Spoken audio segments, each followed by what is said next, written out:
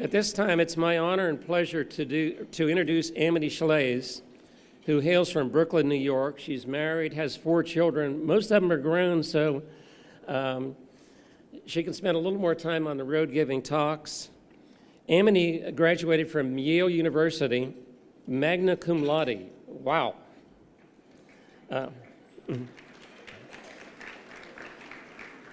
She was on the editorial board of the Wall Street Journal, and many of us, I think, would believe that the editorial board of the Wall Street Journal is certainly the best in this country today. She wrote 4 New York Times bestsellers. She's the author of The Forgotten Man, The Great Depression, and The Perils of Intervention. Maybe she'll make some comments on that. She also enjoys setting the record straight on history, thankfully, something we desperately need. She wrote the best-selling book on Coolidge. She's chairman of the Coolidge Foundation and has basically transformed that foundation into a national foundation. And she's been described as one board member as a force of nature, and I can assure you that is true. Welcome, Amity Shlaes. I'm going to tell you a story.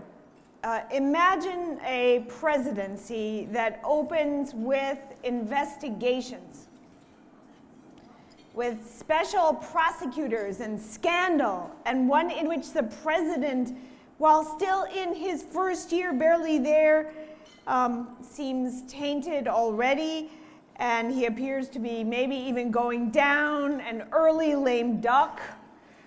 And imagine if that president, January, February, March, April, May, continues to falter and people are saying he's not the right kind of president, maybe he's off, he's different, he doesn't fit in Washington. And of course, the implication there, which is serious, is this president appears to be bringing down his party. That is, he might be precluding the chance for platform policies to become law, not only in his tenure, but for the years after. He's breaking the chain, the tradition, right? And his fatal fumble, it appears, is that he failed to replace a key official quickly enough, okay? And everyone is turning on him and they're getting into the question of obstruction of justice. It's not the crime, it's the cover-up, right? Imagine somehow, still in his first year, against all odds, this president manages to overcome the scandal and turn it into a footnote. He not only does this, but affects policy that brings the very kind of prosperity that he promised in his campaign. And most of all, importantly, is he redeems the philosophy of his party, so that that philosophy and that party can live to serve another day. There actually was such a president. It was Calvin Coolidge. I'll say that again. There was such a president who got out of scandal, and his name was Calvin Coolidge. He was our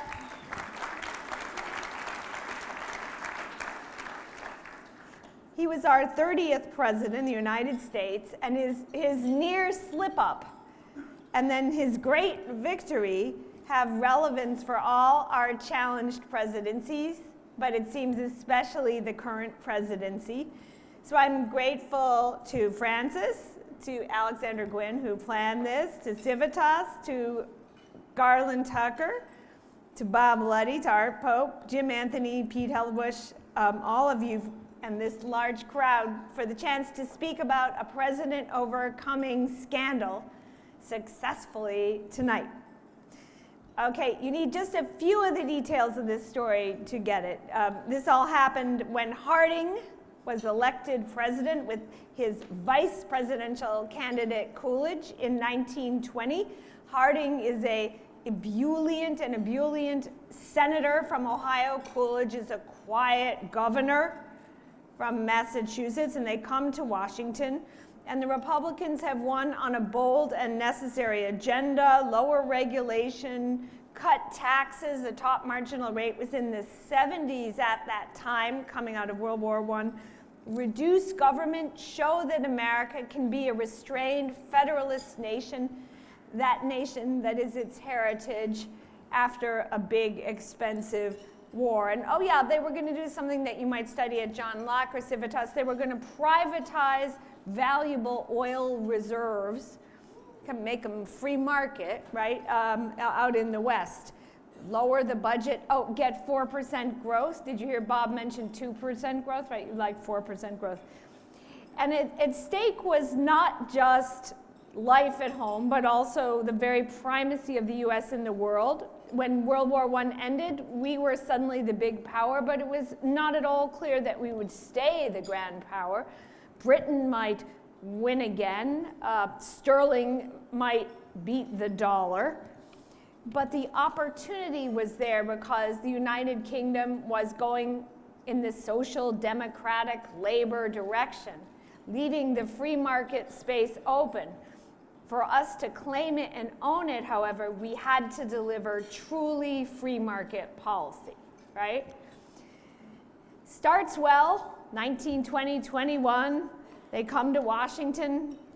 Harding is a kind man, I mentioned that, so he invites Coolidge to all the cabinet meetings, the vice president, which the president didn't always do, and he tells everyone he's going to have a good cabinet, and he does appoint a good Treasury Secretary, Andrew Mellon, you've heard that name, to serve.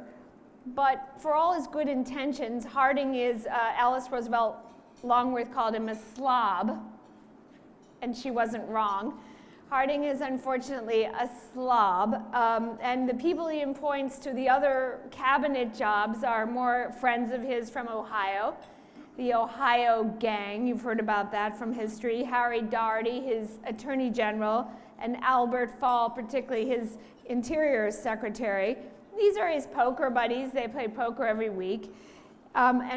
Why is the Ohio gang to be criticized? Because they care less about Harding policy than they do about personal gain for themselves. They're not there for service. Example one, the veterans they were going to help. Remember, this is just after a war. Harding named as head of the vets agency, which they had then, the Bureau, a man named Charles Forbes, who was supposed to build hospitals for the veterans, but instead he took so many kickbacks the hospitals were not built. And the veterans were angry, and Mr. Forbes ended up in Leavenworth. The taxes, Harding knew he had to cut taxes, he promised, and he did cut taxes all the way down to the 50s, but then he got a little tired. There were a lot of progressives in Congress who were talking about Thomas Piketty and redistribution. Well, not Thomas Piketty, but they were talking about redistribution, and they didn't really want to cut taxes below 50%, so Harding kind of paused in the tax area. And then the big failure, of course, the big slip up was in the area of privatization, because Harding didn't have a big, open, transparent policy auction for the sale of those oil reserves. The friend of a friend of a friend in the Ohio gang got them. So instead of a worthy free market privatization, the oil story became Teapot Dome. You've heard of that scandal, right? Teapot Dome, an example of corruption in the administration. All made worse by the unprofessionalism of Warren Harding. This prohibition was on, and people were drinking at the White House. It said right there in the paper that people went to the White House for food and action. What does that mean, right? It doesn't exactly give you moral credibility. So another year, the Harding revisionist will be before you to defend him, but I will move on and say, alas, Harding passed away, and this is the presidency into which Coolidge walks. And he'd been in all those cabinet meetings, so people could assume he knew about all the corruption, that he was complicit. And people thought he was a lame duck. It's the summer of 1923 when Harding died, so only a year plus till the election. And they just didn't figure he could ever get out from under the shadow of Teapot Dome, particularly. And at first, Coolidge does falter in this job. He doesn't fire his Comey, who happens to be the Attorney General, that is Doherty, right away. January, February, March, April, May, his reputation is still weak. Scandals in the headline every single day. And people are writing about what did the president know and when did he know it and was he complicit in Teapot Dome. Well, Coolidge eventually did do something. He did something interesting. He appointed 2 prosecutors, one Democrat, one Republican, bipartisan team, Atlee Pomerene and Owen Roberts, to investigate. And he extracted the resignation of Doherty, the Attorney General, and so on. But handling, and here's where I hope you can listen, handling the scandal wasn't just about handling the scandal. Coolidge also proceeded then to complete the policy tasks he and Harding had set out for themselves. He swore, in fact, that he would complete these tasks in execution and execute them to perfection. To perfection. Budget. Well, Harding had cut the budget, but he'd given up. Coolidge cut the budget more.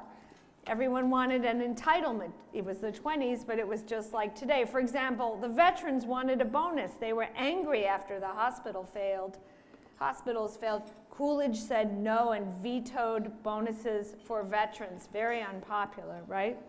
Farmers wanted a subsidy. This was the time before the great subsidies. They were just beginning, and people thought Coolidge would be soft on that. He was a little governor from Massachusetts.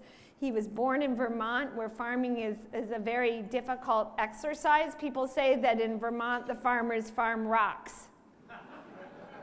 So of course he would have a heart for the farmers, right? No, he vetoed farm subsidy twice. He slashed regulation in all areas. He cut the budget so much that after he left office 67 months on, the budget was actually smaller than when he came in. I'll say that again. Woo!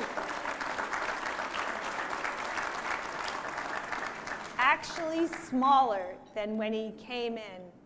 And you're like, is that real, Amity, or is that nominal? No, it's real and nominal. He actually cut the budget. Wow, so that's something that, to which one could aspire. And finally, joined by Andrew Mellon, his Treasury Secretary, he finished the tax campaign. This was a bit difficult because, as I mentioned, there were plenty of lefties in Congress who didn't want to cut taxes anymore and extracted all kinds of awful compromises, such as, let's put the name of every rich man and his tax bill on the wall in the post office. He compromised and agreed to that for 1 year, but he kept going, and when he got a stronger mandate, he got rid of that ugly item, and he reduced the top marginal rate all the way down to 25%, which is a fine top marginal rate. It's 3 percentage points lower than Ronald Reagan's top marginal rate. Why do I want to cut taxes? I think Bob and Francis said something about that. For moral reasons as well. I want to cut taxes, Coolidge said, so people can have more for themselves. That is the true meaning of freedom.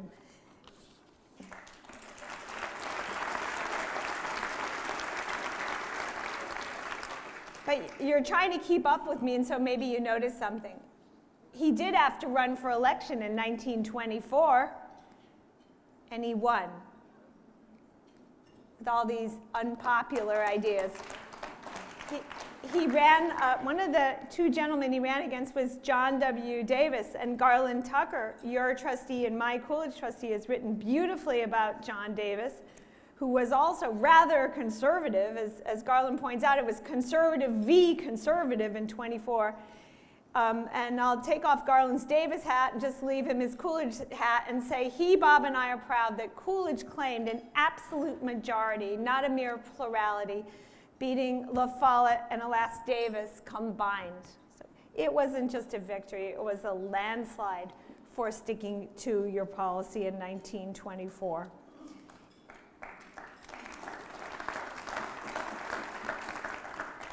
As a result of all this, the party did great. It suddenly had credibility. It was no longer tainted and besmirched. That's very important. When Coolidge didn't run in 28, whoever ran for the GOP had to promise to continue Coolidge policy.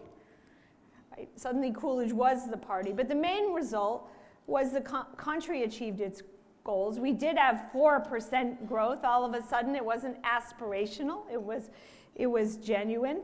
When your children learn about the 20s, they learn what? Boardwalk Empire, Great Gatsby. The 20s were a phenomenal decade, and you know why. Productivity gains were so great that workers no longer had to work 6 days. So when your children ask you, what about the 20s, all you have to say is the 20s were the decade that gave you Saturday. And then they'll understand the gift of economic growth. How was Coolidge able to manage this trick? First of all, his comportment. He lived clean. He didn't drink in the White House. The whiskey was gone.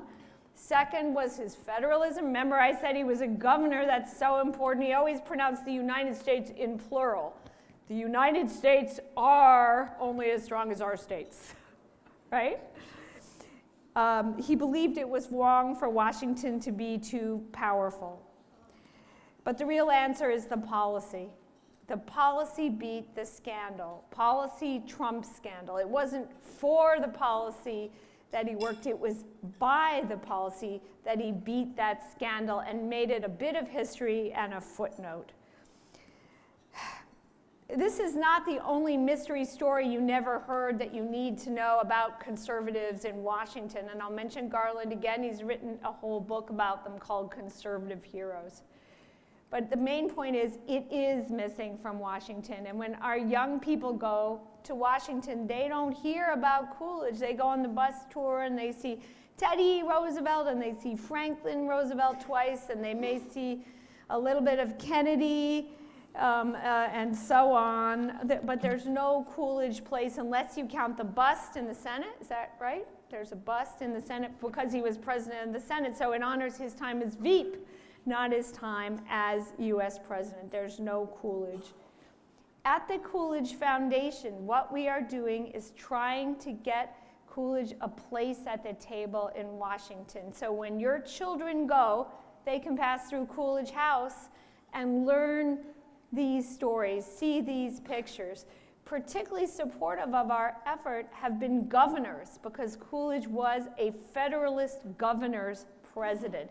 He didn't go to his Katrina when there was a storm in his state either, because he knew he would be intruding on a governor. He was a true Federalist. So one of the things Garland has been doing this spring, and we've been supporting him this, is getting our governor's advisory panel together. And I want to mention that among the governors who have already expressed interest or committed to supporting Coolidge House in Washington, a house for a president who was a governor, are governors Haslam, Bevin, Walker, Jim Douglas, Jeb Bush, and that's only a start. We have a long list of governor advisors we're going to have. The purpose of this is to have a place to help us remember all the things that are dear to us in all of our states. I want to just mention it because I think it's so important, and because I know a Coolidge House will serve every institution which you hold dear, whether it's a college, a camp, or a think tank, or an action tank, and so on. I think it's a wonderful idea, and I want to thank Garland for taking the lead on it. I'd like to thank all you for this time tonight, for the opportunity to tell the story of Calvin Coolidge, and try to indicate where it fits in and how Coolidge might help a current president. And thank you finally for the opportunity to salute Coolidge himself, the president who is missing from Washington, North Carolina, all of our lives. Thank you.